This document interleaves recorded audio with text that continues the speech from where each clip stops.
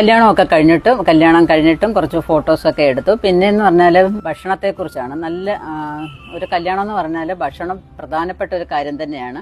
അത് നമുക്ക് എല്ലാ കാര്യങ്ങളും മംഗളമായിട്ട് നടത്തി തന്നത് SR കാറ്ററിംഗ്സ് മുളവന് ആണ് നടത്തി തന്നത്. ഭക്ഷണത്തെക്കുറിച്ച് എല്ലാവരും നല്ല അഭിപ്രായമാണ് നമ്മളോട് വന്ന് പറഞ്ഞത്.